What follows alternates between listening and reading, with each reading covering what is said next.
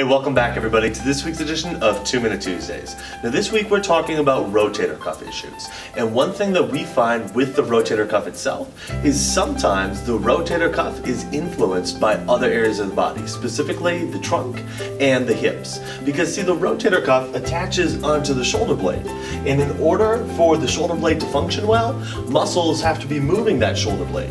And in order for those muscles to function well and for the shoulder blade to be able to move well, your trunk and your hips need to be functioning well. So an issue that you might be experiencing out here may be influenced by something that's going on in here. So we're going to discuss tips to help you strengthen your trunk and your hip muscles that may help you with a shoulder issue that you're experiencing as well. One of the motions that can have a huge influence over the muscles that control your spine, but also your shoulder blade, is spinal extensions. Here's an example of one way that you could challenge your extensors.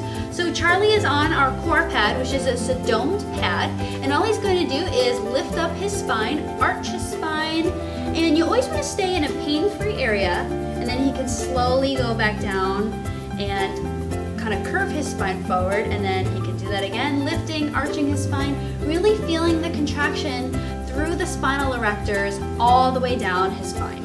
Another exercise that you can do to help strengthen your trunk muscles is a trunk side bend motion.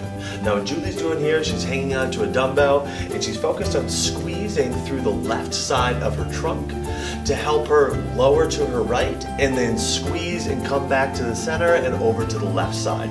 Doing this exercise may help to influence the shoulder so it can move up and down better, which will help to possibly alleviate stress off the rotator cuff. The last exercise is a hip exercise, but do not discredit the power of working through the hips. We're going to be doing hip extensions, so I'm going to have actually Charlie bend the knee, and then he can lift this leg up. And you can be doing a few reps here on the left, and then we do recommend that you're keeping it even and also doing a few reps here on the right.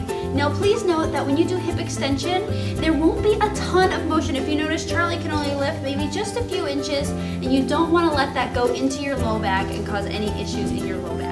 So definitely give these exercises a try if you are struggling with any kind of rotator cuff issue.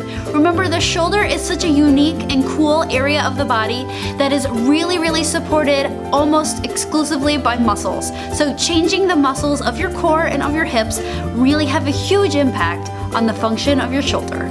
Check out an expanded version of this on our blog and tune in next week Tuesday for another 2 Minute Topic.